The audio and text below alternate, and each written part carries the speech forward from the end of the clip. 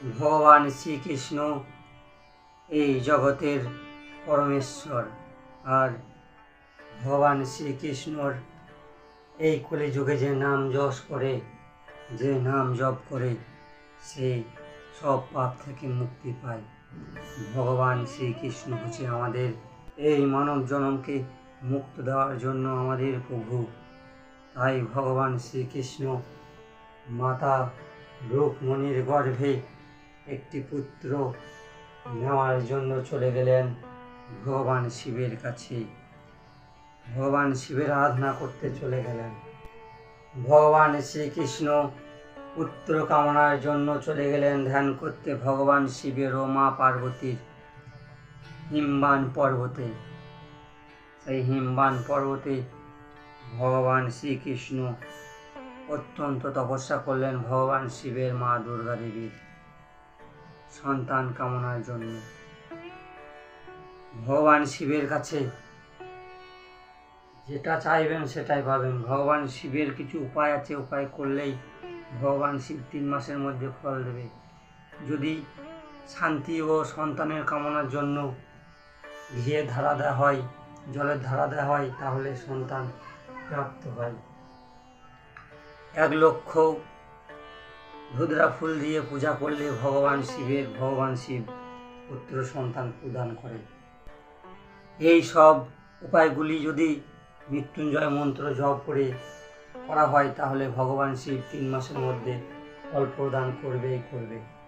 তাই ভগবান শ্রীকৃষ্ণ ভগবান শিবের অত্যন্ত ঘোর তপস্যা করলেন ওই হিমবান পর্বতে। আর সেখানেই ভগবান শিব, মা পার্বতী, ভগবান কার্তিক, ভগবান গণেশ ভগবান শ্রীকৃষ্ণকে বর দিতে এলেন। ভগবান শ্রীকৃষ্ণকে বললেন মা পার্বতী যে শ্রীকৃষ্ণ, আমি তোমার তপবলে তপস্যায় প্রসন্ন হয়েছি, তুমি বর চেয়ে নাও।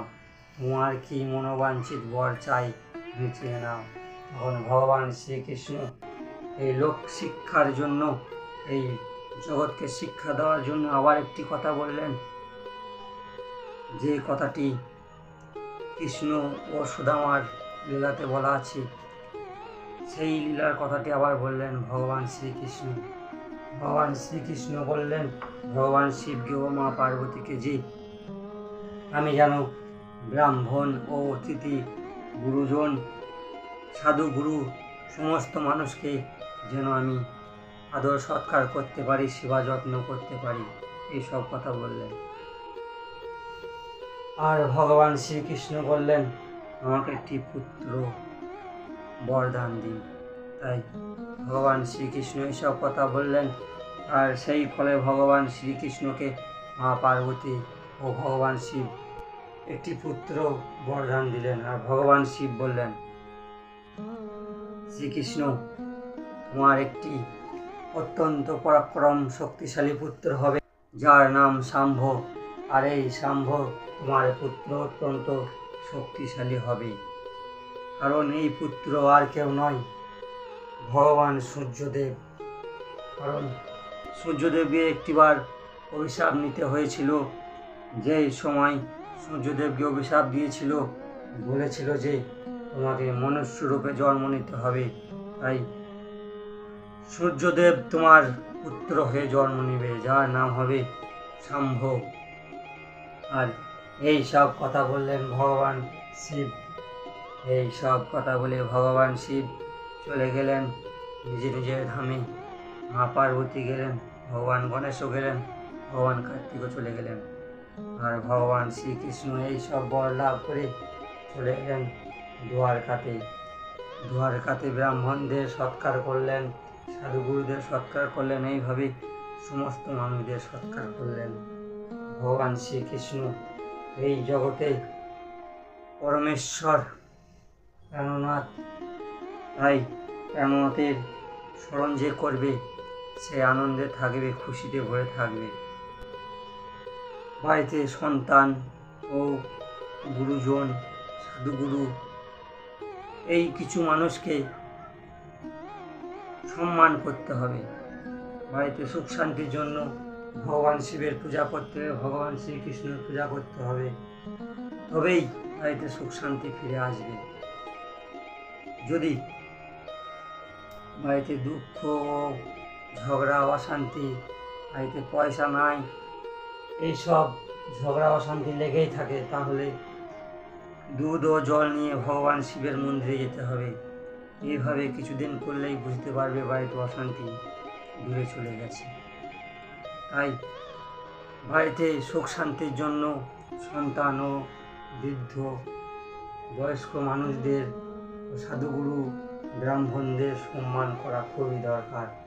মাতা পিতাকে সম্মান করা দরকার। ভগবান শ্রীকৃষ্ণর একটি পুত্র, যার নাম পদ্মমনু, সেই পদ্মমনু আর কেউ নয়, ভগবান শিবের ললাটের নেত্রে জ্বলে ভস্ম হয়ে গেছে সেই কামদেব। পদ্মমনু রূপে জন্ম নিয়েছে আর সম্ভরাসুর নামক একটি অসুরকে বধ করেছে ভগবান শ্রীকৃষ্ণের পুত্র। আর সেই পুত্র অত্যন্ত শক্তিশালী ছিল। তারপর পুনরায় ওই পদ্মমনু নতুন করে আবার কামদেবের রূপে ফিরে নিজের স্থানে চলে গেছে।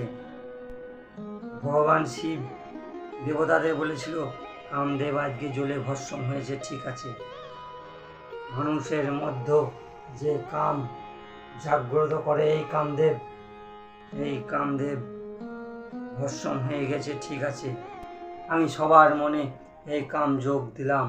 যতদিন কামদেব দ্বারকাতে শ্রীকৃষ্ণের পুত্র হয়ে জন্ম না নিয়েছে, ততদিন আমি মানুষের মধ্যে কামলোভ কামযোগ দিলাম। এইসব কথা বলেছিলেন ভগবান শিব। ভগবান শিব এইসব কথা বললেন দেবতাদের। তারপর পদ্মমনু রূপে জন্ম নিলেন ভগবান শ্রীকৃষ্ণর পুত্র হয়ে ওই রুক্মণীর গর্ভে। তাই ভগবান শ্রীকৃষ্ণ নিজের পুত্রদের নিয়ে অত্যন্ত সুখদায়ক জীবন কাটিয়েছে। এই সুখদায়ক জীবন আমাদেরও কাটাতে হবে। শুধুমাত্র সংসার করে ভেসে গেলে হবে না, ভগবানের নাম স্মরণ করতে হবে।